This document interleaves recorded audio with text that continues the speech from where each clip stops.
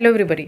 हम लोग बात करेंगे ह्यूमन आई के बारे में, जो कि टेक्निकली बहुत ही इंपॉर्टेंट पोर्शन है और बहुत ही मज़ेदार पोर्शन भी है, क्योंकि अपने ही आँख के बारे में जानना किसे पसंद नहीं है। नर्वस सिस्टम इंटायरली मुझे बहुत ज़्यादा पसंद था, क्योंकि ब्रेन के बारे में, स्पाइनल कॉर्ड के बारे में, आँख के बारे में बहुत कुछ जानने मिला, जो शायद अगर ये सब्जेक्ट नहीं होता तो मैं कभी पढ़ती भी नहीं। तो I am thankful to this subject कि मुझे ये सब अपने ही बॉडी के बारे में ये सारे फीचर्स जानने को मिले हैं। तो हम लोग ह्यूमन आई के बारे में समझेंगे, जिसके बदौलत हम दुनिया देखते हैं, जिसके बदौलत हम सब कुछ करते हैं। उस ह्यूमन आई के बारे में डिस्कशन करेंगे। ह्यूमन आई एक स्पेशल सेंस ऑर्गन है बॉडी का, क्योंकि ये जो 5 सेंस ऑर्गन्स है उसमें one of the most important sense organ eye है। आँख के थ्रू हम लोग विजुअल इन्फॉर्मेशन बॉडी तक पहुँचाते हैं, ब्रेन तक पहुँचाते हैं रादर आई वुड से।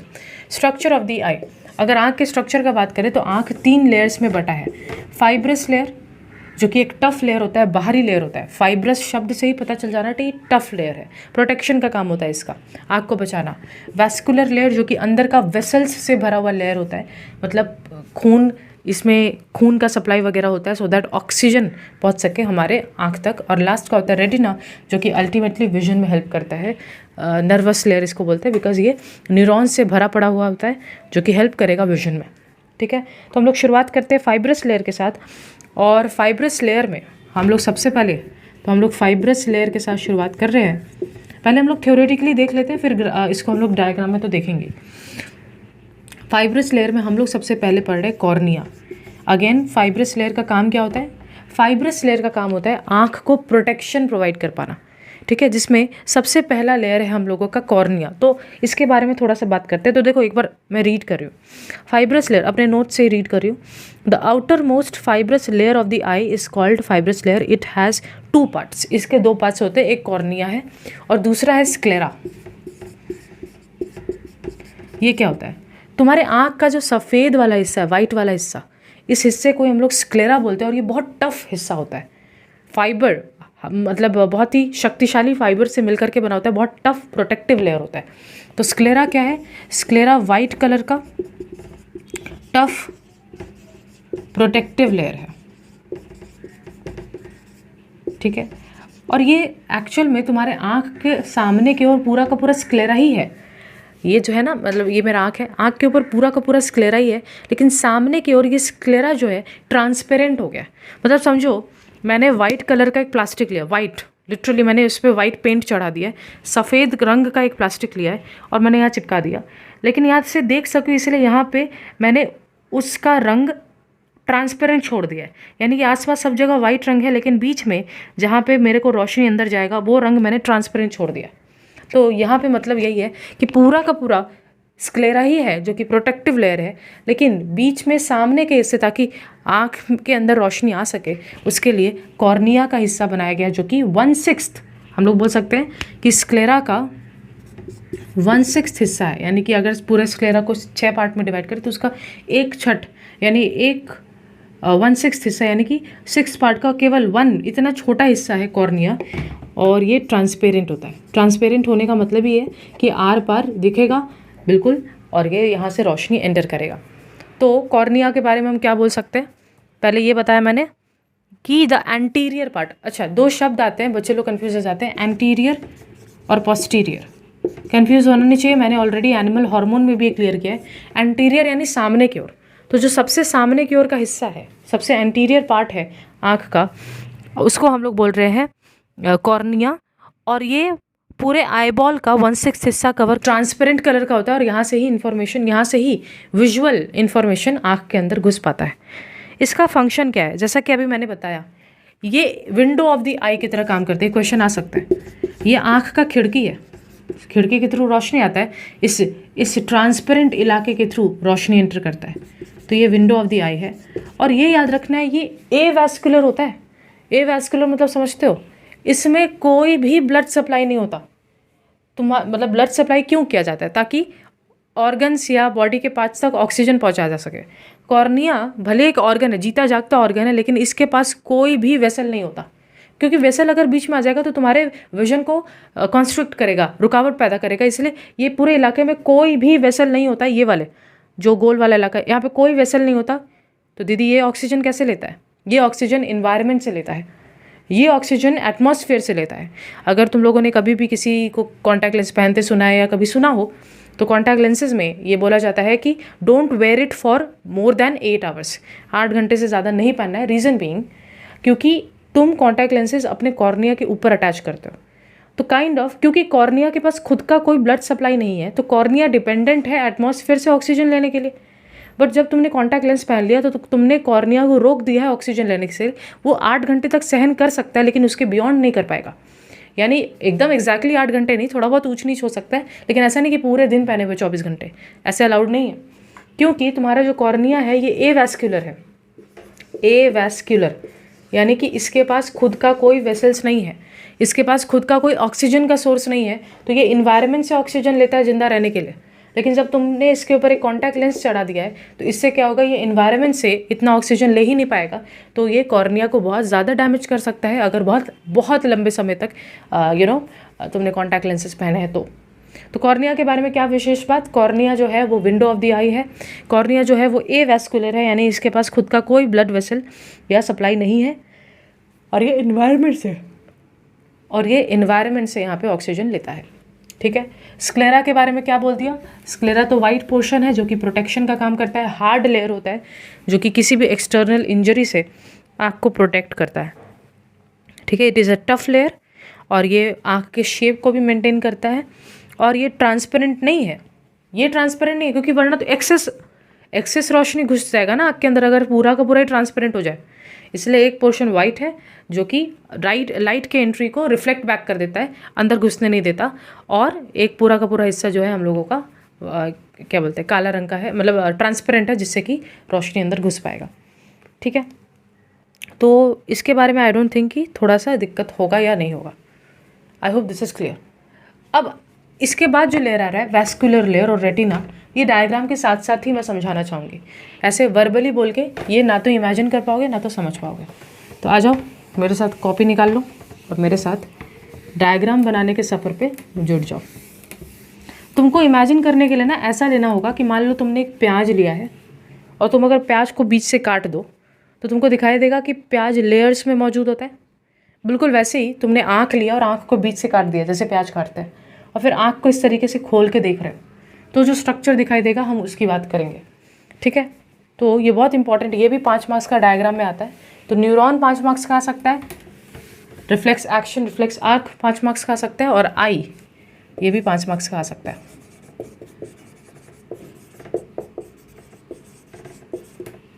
ठीक है,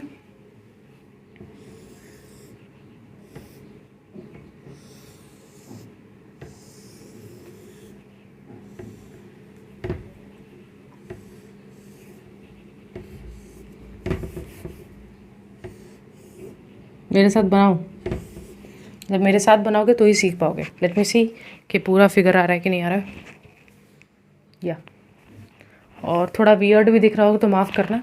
तुम लोग क्या कर सकते हो ना, तुम लोग कॉम्पास के सहारे बनाओ। कॉम्पास के सहारे जब रख के बनाओगे तो ये एक बहुत परफेक्ट सा सर्कल बनेगा। यहाँ सामने की ओर तुम लोग फ्री हैंड बना लेना, सामने की ओर थोड़ा सा बल्ज्ड हिस्सा बनाना पड़ेगा। ठीक है, तो ये जो सामने का सबसे ऊपरी लेयर दिखेगा तुमको, ये जो सामने का सबसे ऊपरी लेयर दिखेगा, इस ऊपरी लेयर को ही हम लोगों ने बोला है स्क्लेरा, और यहाँ तक ये वाइट रंग का होता है, यहाँ तक ये वाइट रंग का होता है, और यही स्क्लेरा आगे जाके ट्रांसपेरेंट हो जाता है ताकि लाइट एंटर कर सके। इसको बोलेंगे हम लोग कॉर्निया। तो इसका लेबलिंग कर लें, ये है हम लोगों का स्क्लेरा।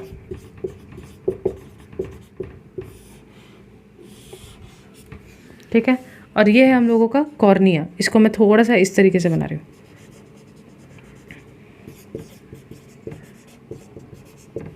तो यहाँ तक कोई डाउट होना नहीं चाहिए, यहाँ तक हम लोगों ने डायग्राम भी बना ही लिया है।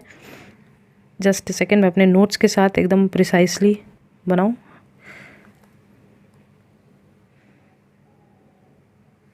ठीक है, तो इसमें मैं एक और मतलब एक स्क्लेरा का कोई मोटाई तो होगा ना, एक पतला सा थिन शीट थोड़ी है। तो स्क्लेरा का मोटाई के लिए मैं यहाँ पे इस तरीके से डबल लेयरिंग कर ले रही हूँ कि स्क्लेरा ही है। मतलब जैसे छिलका होता है प्याज का, तो ये एक छिलका का बाहर वाला खोल है, बाहर वाला कवच है, तो ये अपने आप में एक पूरा का पूरा स्क्लेरा है।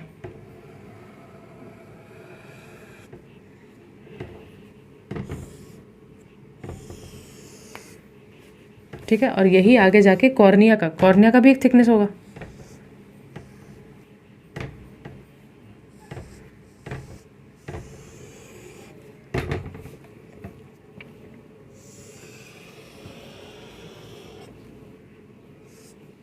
हो गया, तो ये स्क्लेरा है।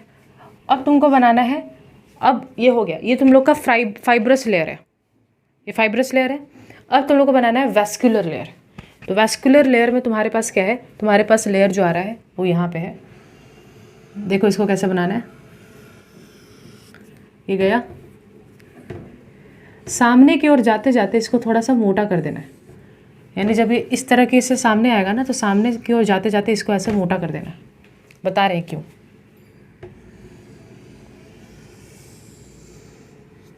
ठीक है, ये जो लेयर तुमको दिख रहा है सेकेंड वाला, इसका नाम है कोरॉइड। ठीक है, और ये जो सामने की ओर जाकर के ये मोटा हो गया है, इस मोटे से हिस्से, कोरॉइड के इस मोटे से हिस्से को बोल रहे हैं सिलियरी बॉडी।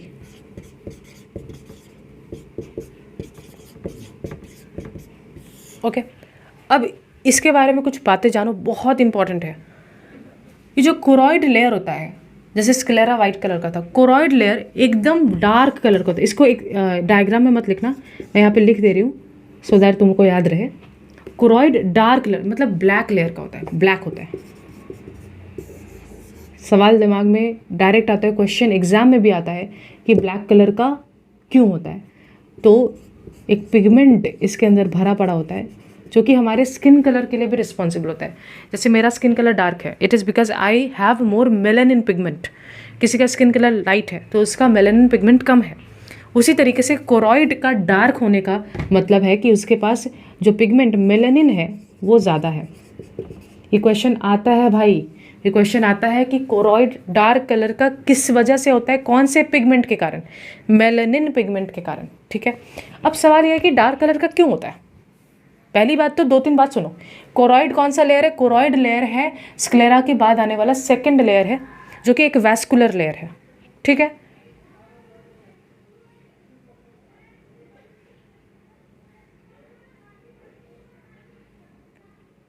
फिर दिमाग में सवाल आ रहा है कि जो कोरॉइड का लेयर है वो डार्क कलर का क्यों है। तो ये डार्क कलर का इसलिए क्योंकि इसके अंदर मेलानिन पिगमेंट्स पाए जाते हैं। अब ये लेयर पूरा का पूरा वैस्कुलर लेयर नसों से भरा पड़ा है। ये लेयर रिस्पॉन्सिबल है आँख के पीछे वाले हिस्से को ऑक्सीजन प्रोवाइड करने के लिए। तो पूरा नसों से, ब्लड वेसल से भरा पड़ा ये लेयर है, काले रंग का लेयर है। अब ठीक है, काला रंग इसीलिए है क्योंकि मेलानिन पिगमेंट ज़्यादा है, लेकिन काला रंग क्यों दिया गया, इसको भी वाइट ही बना देते। तो प्रॉब्लम ये है, तुम लोग मेरे साथ पढ़े बायोफिजिक्स के अंदर कि यहाँ से अगर रोशनी घुसता और सारा का सारा यहाँ पे अगर वाइट लेयर होता अंदर, तो वाइट लेयर का टेंडेंसी होता है कि वो सारा कलर्स को रिफ्लेक्ट बैक कर देता है। कोई चीज़ ब्लैक होता है क्योंकि वो सारे कलर को ऑब्जॉर्ब करता है, कुछ रिफ्लेक्ट नहीं करता, और कोई चीज़ वाइट होता है क्योंकि वो सारे कलर को वापस रिफ्लेक्ट कर देता है। तो तुम इमेजिन करो इस तरीके से आँख के अंदर रोशनी और सारा का सारा कलर यूं ही आँख के अंदर बाउंस होने लगेगा अगर सारा का सारा वाइट कलर का लेयर होगा तो। इसीलिए ब्लैक कलर का लेयर बना दिया गया है अंदर नेचर के द्वारा, सो दैट जब ये रोशनी अंदर आए तो ये सारा का सारा रोशनी अब्जॉर्ब हो जाए, एक्सेस रोशनी अब्जॉर्ब हो जाए, बाउंसिंग बैक ना हो, तो लाइट का एक्सेस विद इन रिफ्लेक्शन ना हो। प्लीज सुनो, लाइट का excess within the eyeball reflection ना हो। इसीलिए कोरॉइड का रंग ब्लैक है, और उसके लिए जो पिगमेंट रिस्पॉन्सिबल है वो है मेलानिन पिगमेंट, और कोरॉइड वैस्कुलर लेयर है क्योंकि बहुत सारे ब्लड वेसल से सप्लाइड है। ठीक है, ये कोरॉइड आगे से मोटा हो गया, ये मोटे वाले लेयर का नाम है सिलियरी बॉडी।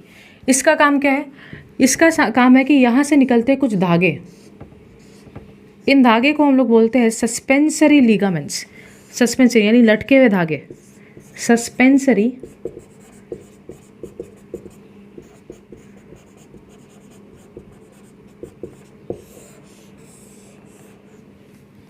Suspensory ligaments. ठीक है जी, अब यहाँ पे तुम लोग को समझना होगा कि ये सस्पेंसरी लिगामेंट का काम होता है कि ये आँख के नेचुरल लेंस को होल्ड करता है। हमारे आँख का जो कुदरत के द्वारा दिया हुआ जो लेंस है, इसको वो होल्ड करके रखता है, सस्पेंसरी लिगामेंट। ये हमारे आँख का नेचुरल लेंस है, और इसका शेप भी पूछा जाता है एग्जाम में, तो इसका शेप है बाइकॉन्वेक्स। इसका शेप है बाइकॉन्वेक्स। ठीक है, ओ माय बैड, इसको मुझे कैपिटल लेटर में लिखना चाहिए, बाइकॉन्वेक्स। ठीक है, तो सिलियरी बॉडी का काम क्या है कि ये इसके थ्रू सस्पेंसरी लिगामेंट्स निकलता है, जो सस्पेंसरी लिगामेंट्स आँख के नेचुरल लेंस को पकड़ के रखता है। एक और चीज़ सुनो, ये जो है ये सिलियरी बॉडी से यहाँ पे एक्सटेंड होता है एक हिस्सा। अब यहाँ दिख नहीं रहा है ना, लेकिन ये पूरा का पूरा सर्कुलर पैटर्न में होगा, यानी कि पूरा का पूरा, अगर तुम जैसे तुम लोग पेंसिल शार्प करते हो तो पूरा गोल सा निकलता है ना, बिल्कुल वैसा ही ये होगा, एकदम गोल सा। तो इसी को बोला गया है आइरिस। इनफैक्ट यही तुम्हारे आँख का कलर है। हम लोग बोलते हैं अरे उसके तो नीली आँखें हैं, उसके तो ब्राउन आइज़ है ना, हमारी ब्लैक आइज़ हैं।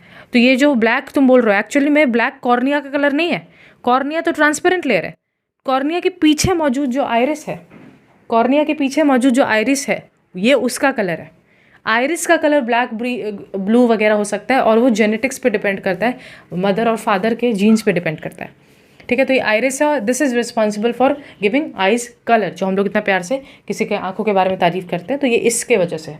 ऑलराइट, अब सुनो, देख रहे दो जो आइरिस है, जो जैसे कि मैंने बताया, तुम पेंसिल शार्प करो, जो निकलता है कवच, पेंसिल का जो खोल निकलता है, बिल्कुल उसी तरीके से है। तो तुमको दिखेगा बीच में छेद है, उसी तरीके से यहाँ पे भी तो बीच में गैप है। इस गैप का नाम है प्यूपिल। तो कॉर्निया ट्रांसपेरेंट है, अंदर घुसा, प्यूपिल से होते हुए, नेचुरल लेंस से होते हुए आँख के पीछे जाएगा। प्यूपिल से होते हुए, नेचुरल लेंस से होते हुए आँख के पीछे ये जाने वाला है। ठीक है जी, ये आइरिस वगैरह है। तो आइरिस के बारे में भी हम लोगों ने बोल दिया कि आँख को कलर देता है। ओके, और इसके बीच में जो गैप होता है वो प्यूपिल दर्शाता है। आइरिस का इतना फंक्शन से इम्पॉर्टेंट नहीं है, हालांकि मैंने नोट्स में लिखा है, बट ये इतना इम्पॉर्टेंट तुम्हारे लिए है नहीं। अब हम लोग बात करेंगे थर्ड लेयर, जिसका नाम है नर्वस लेयर। वो यहाँ पे मौजूद है हमारे पास। इसको मैं थोड़ा सा और नीचे बनाना चाहूँगी।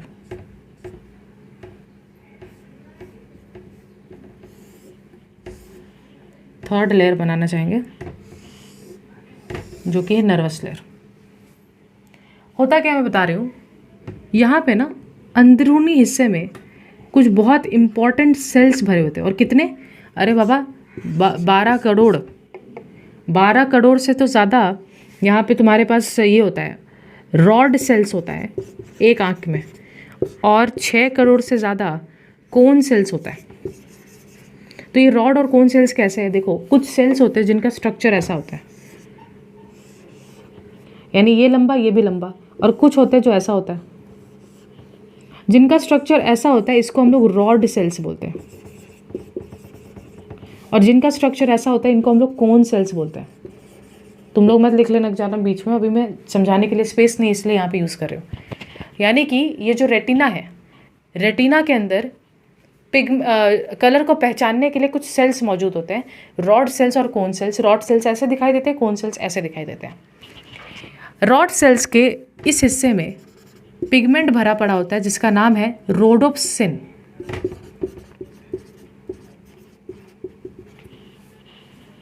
जो कि तब ज़्यादातर एक्टिव होता है जब डिम लाइट विजन हो। मैं एक एग्जांपल दे रही हूँ, ये ब्लैक एंड वाइट विजन देता है, ये डिम लाइट विजन देता है, ये कलरफुल विजन नहीं देता है। तो रॉड सेल्स और कोन सेल्स का डिफरेंस भी आता है। तो उस बेसिस पे तुमको पहला पॉइंट तो ये बता दूँ, रॉड सेल का मात्रा बहुत ज़्यादा होता है, 12 करोड़ तो बोल ही दिया एक आँख में ऑलमोस्ट। और रॉड सेल्स जो होते हैं वो डिम लाइट विजन देते हैं, यानी कि अंधकार के समय जब कम रोशनी हो, उस समय जब तुमको जो भी दिखाई दे रहा है वो रॉड सेल्स के बदौलत दिखाई दे रहा है। और रॉड सेल्स जो होते हैं वो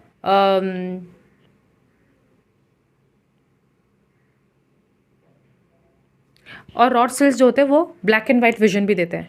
एक एग्जांपल दूँ, मान लो तुम एक अंधेरे बहुत कम रोशनी वाले रूम में घुसे हो, तो तुमको नोटिस होगा कि उस कम रोशनी वाले, जैसे मान लो लाइन चला गया हो, शाम का 6 बज रहा हो, लाइन चला गया हो, तो रोशनी फिर भी रहेगा लेकिन बहुत कम रहेगा।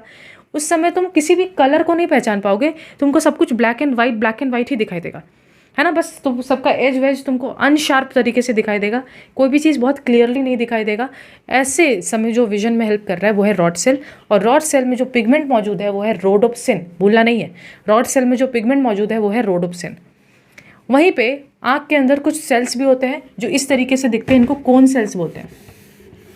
कोन सेल्स जो होते हैं वो मात्रा में कम होते हैं, शार्प विजन में हेल्प करते हैं, कलरफुल विजन में हेल्प करते हैं, और ब्राइट लाइट विजन में हेल्प करते हैं। जब बहुत सूरज चमक रहा हो, जब अच्छा खासा रोशनी हो, तब तुम हर चीज़, हर कलर को पहचान पाते हो। ये कोन सेल्स के बदौलत हो पाता है। इट डजंट मीन कि उस समय रॉड सेल्स बिल्कुल एक्टिव नहीं होंगे, बट उस समय कोन सेल्स जो है वो ज़्यादा डोमिनेंट पोजिशन प्ले कर रहे होंगे। तो कोन सेल्स ऐसा दिखता है, ठीक है, अब समझना कोन सेल्स में भी तो पिगमेंट भरा है, तो कोन सेल्स में 3 तरीके के पिगमेंट भरे हो सकते हैं, रेड, ग्रीन, ब्लू।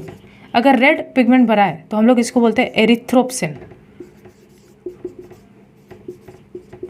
ग्रीन है तो क्लोरोप्सिन, ब्लू पिगमेंट भरा है तो साइनोप्सिन। यानी कि अलग अलग पिगमेंट के हिसाब से मतलब अलग अलग कोन सेल्स में जो जो पिगमेंट भरे उस हिसाब से उन पिगमेंट का नाम रखा गया है। एरिथ्रोसिन हो सकता है, क्लोरोप्सिन हो सकता है, साइनोप्सिन हो सकता है। तो अगर कोई बोलता है कि रॉड सेल और कोन सेल्स में डिफरेंशिएट करो, तो पहला डिफरेंस है कि रॉड सेल का मात्रा ज़्यादा होता है, कोन सेल का कम होता है। दूसरा डिफरेंस है कि rod cell dim light vision में हेल्प करता है, cone cell bright light vision में हेल्प करता है। तीसरा डिफरेंस है कि कोन सेल्स जो होते हैं वो कलरफुल विजन देते हैं, बिकॉज उनके पास एरिथ्रोप्सिन, क्लोरोप्सिन और साइनोप्सिन मौजूद होता है, जबकि वहीं rod sales dim light black and white vision देते हैं क्योंकि उनके पास रोडोप्सिन मौजूद होता है। ठीक है, अब ये सब क्यों बताया, तो तुम्हारे रेटिना में ये दोनों मौजूद होते हैं, तुम्हारे आँख के रेटिना में ये मौजूद होते हैं। और ऐसा ही नहीं, यहाँ पे बहुत सारे न्यूरॉन्स भी प्रेजेंट होते हैं, क्योंकि ये इन्फॉर्मेशन को अल्टीमेटली ब्रेन तक भी तो लेकर जाना है कि विजुअल इन्फॉर्मेशन देख लिया हो गया, अपने आप आँख पहचान लेगा, ऐसा तो होता नहीं। ये जो है, जो भी विजन, जो भी इन्फॉर्मेशन आया, उस इन्फॉर्मेशन के साथ साथ अलग अलग कलर के कॉम्बिनेशंस यहाँ तैयार होते हैं, और वो इन्फॉर्मेशन यहाँ पे मौजूद जो न्यूरॉन्स हैं वो अपने एक्शंस के थ्रू यहाँ पे लेकर जाते हैं। तो न्यूरॉन के एक्शंस हैं ऑप्टिक नर्व, जो कि एक क्रेनियल नर्व है, ये जा कर के ब्रेन में घुसने वाला है ताकि इन्फॉर्मेशन जा सके। तो ये जो तुमको रेटिना से शुरू होते हुए एक्शंस का एक पूरा बंडल निकलता हुआ दिखाई दे रहा है, जो कि एक क्रेनियल नर्व है, जो कि एक सेंसरी नर्व है, इसको हम लोग बोलते हैं ऑप्टिक नर्व। Optic nerve. और समझो, जहाँ पे ये निकल रहे होते हैं, जहाँ से इस तरीके से निकल रहे हैं, ये पूरा का पूरा जोन, यहाँ पे तुम्हारे पास फोटो रिसेप्टिव सेल्स नहीं होते, यहाँ पे रॉड सेल्स और कोन सेल्स नहीं होते जो फोटो यानी कि लाइट को रिसीव कर सके। रॉड सेल और कोन सेल को हम लोग फोटो रिसेप्टिव सेल भी कहते हैं। लेकिन ये जहाँ पे तुम्हारा आँख इस तरीके से इसका ऑप्टिक नर्व निकल रहा है, वहाँ पे तो कोई फोटो रिसेप्टिव सेल मौजूद नहीं है, इसलिए पूरा का पूरा जोन विजन में हेल्प नहीं करता है जहाँ से ऑप्टिक नर्व निकल रहा होता है। इसीलिए इस जोन को हम लोग बोलते हैं ऑप्टिक डिस्क, या फिर बहुत फेमस नाम है इसका ब्लाइंड स्पॉट। पूछा जा सकता है कि ब्लाइंड स्पॉट हम किसको बोलते हैं, हम उस एरिया को ब्लाइंड स्पॉट बोलते हैं जहाँ पे कोई रॉड सेल्स और कोन सेल्स नहीं मौजूद होते। ये वो एरिया होता है जहाँ से ऑप्टिक नर्व की शुरुआत हो रही होती है। ठीक है, यहाँ तक हो गया। अब मैं यहाँ पे कुछ और भी बताने वाली हूँ, ज़रा सुनना। यहाँ पे इसको थोड़ा मिटाऊँ, ठीक है। और ब्लाइंड स्पॉट समझ ही गए हो, ज़रूरी नहीं है कि आँख के अंदर ही इसका तुमको नेमिंग करना होगा, तुम आँख के बाहर भी एरो निकाल के यहाँ कर लो, ये भी बेटर है। यहाँ पे जो ये प्यूपिल है, इसके प्लेन एक्सिस पे मैं यहाँ पे लाइन लेकर गई हूँ, प्रिंसिपल एक्सिस से होता हुआ एक लाइन गया है। यहाँ पे जहाँ पे इसने रेटिना को हिट किया है, यहाँ पे एक डिप्रेशन है। इस डिप्रेशन का नाम है फोविया सेंट्रालिस।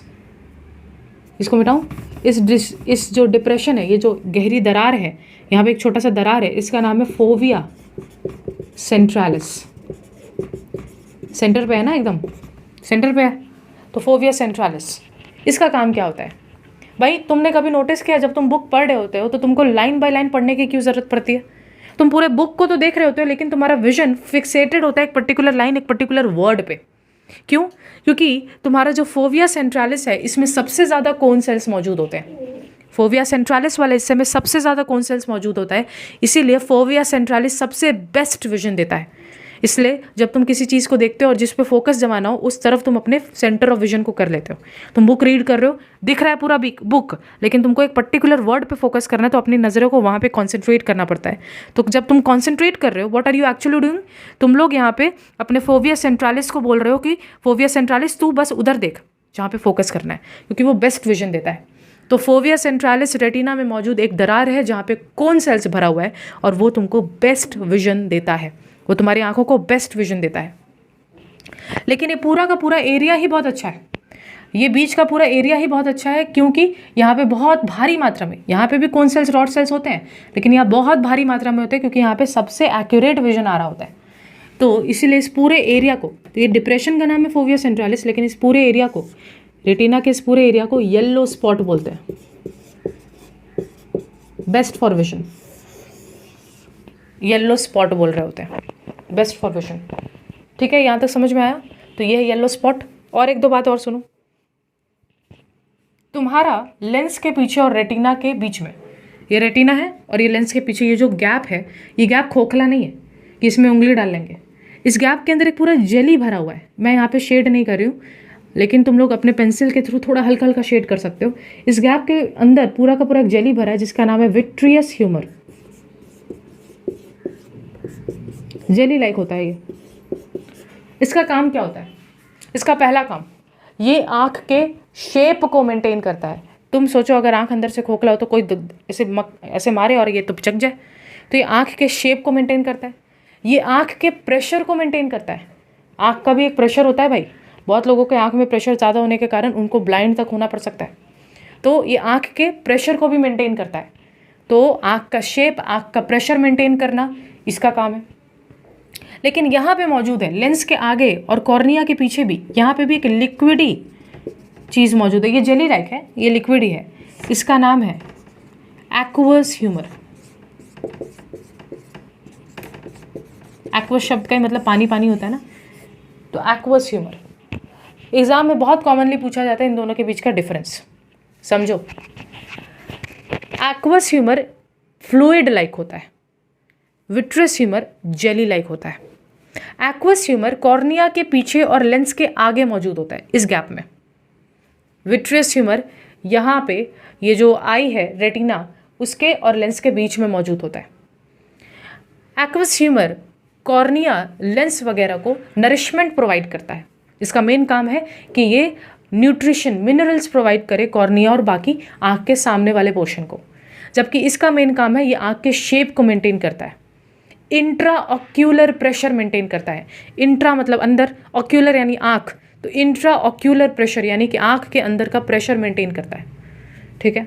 और एक और डिफरेंस, एक्वस ह्यूमर बॉडी में बनता रहता है, आँखों में बनता रहता है, लेकिन विट्रियस ह्यूमर जब जन्म हो गया था उस समय जो बना था विट्रियस ह्यूमर, बस वो वही चलता है। विट्रियस ह्यूमर एक बार क्रिएट हो गया, वो क्रिएट हो गया, वो लगातार बनता नहीं रहता। So it is present since the time of birth, this is present और this is created every day. That's the difference. क्या है difference? Aqueous humour fluid like, ये jelly like. Aqueous humour cornea के पीछे, लेंस के आगे, vitreous humour lens के पीछे और रेटिना के आगे। एक्वस ह्यूमर जो है नरिशमेंट प्रोवाइड करता है, vitreous humour intraocular pressure maintain करता है। एक्वस ह्यूमर हर दिन प्रोड्यूस होता है, विट्रियस ह्यूमर जन्म के समय, एम्ब्रायोनिक स्टेज में, जब माँ के कोख में थे, जब पैदा हो रहे थे, उसी समय ये बन चुका था। ठीक है। ये हमारे पास आँख का स्ट्रक्चर एक बार फटाक से रिवाइज करते हैं। बाहरी स्ट्रक्चर जो फाइब्रस लेयर है स्क्लेरा, आगे से ट्रांसपेरेंट हो गया है window of the I cornea, वहाँ से सेकेंड लेयर आ जाता है कोरॉइड, जो कि डार्क कलर का, ब्लैक कलर का होता है due to presence of melanin, और ये ब्लैक इसीलिए होता है ताकि excess within the reflection of eyeball इसको रोका जा सके। ये कोरॉइड आगे से मोटा हो जाता है, सिलियरी बॉडी, जिससे सस्पेंसरी लिगामेंट्स निकलते हैं और बाई कॉन्वेक्स लेंस यहाँ पे सिचुएटेड होता है। ये जो सिलियरी बॉडी है यही आगे आइरिस बन जाता है और ये आइरिस ही है जिससे आँख का रंग मिलता है। उसके बाद रेटिना है, रेटिना के अंदर फोटो रिसेप्टिव सेल्स मौजूद होते हैं, rod sales, cone cells. Rod sales जो होते हैं वो भारी मात्रा में होते हैं, कोन सेल्स कंपैरेटिव कम मात्रा में होते हैं। Rod cell dim light vision में हेल्प करते हैं, cone cells sharp light, bright light vision में हेल्प करते हैं। रॉड सेल्स जो होते हैं वो सिर्फ और ब्लैक एंड वाइट ही विजन दे पाते हैं क्योंकि उनके अंदर एक ही पिगमेंट है, रोडोप्सिन। लेकिन कोन सेल्स में 3 तरीके के पिगमेंट होते हैं, दैट इज़ रेड वाला पिगमेंट एरिथ्रोप्सिन, ब्लू वाला पिगमेंट साइनोप्सिन और ग्रीन वाला पिगमेंट स्क्लेरोप्सिन। इन सब के कारण एक मल्टीपल कलरफुल विजन दे पाते हैं। उसके बाद हम लोगों ने बात किया जो पूरा का पूरा रेटिना है, रेटिना में बहुत सारे न्यूरॉन्स होते हैं जिसके एक्शंस के थ्रू ये क्रेनियल नर्व से होता हुआ, ऑप्टिक नर्व से होता हुआ ब्रेन में जुड़ेगा। ये ऑप्टिक नर्व का सामने वाला हिस्सा जहाँ पे कोई भी सेल्स नहीं मौजूद है, ये विजन में हेल्प नहीं करता, ये ब्लाइंड स्पॉट है एकदम। अगर मैं प्रिंसिपल एक्सिस के थ्रू जाऊँ तो रेटिना आगे डिप्रेशन फॉर्म कर रहा है यहाँ पे, ये डिप्रेशन में भर भर के कोन सेल्स है, बेस्ट फॉर विजन है, इसको बोला गया फोविया सेंट्रालिस। और ये जो बीच का एरिया है जहाँ पे बहुत सारे भारी मात्रा में कोन सेल्स, रॉड सेल्स मौजूद है, इसको बोला गया येलो स्पॉट। ठीक है। यहाँ तक कोई दिक्कत नहीं। और ये एक्वस और विट्रियस ट्यूमर का कहानी हो गया। आगे के वीडियो में हम लोग को और भी बहुत कुछ जानना है। बहुत सारे तरीके के विजन के प्रॉब्लम्स होते हैं, अकोमोडेशन ऑफ आई बॉल, ये सारी चीज़ें भी हम लोग देखेंगे। बाय।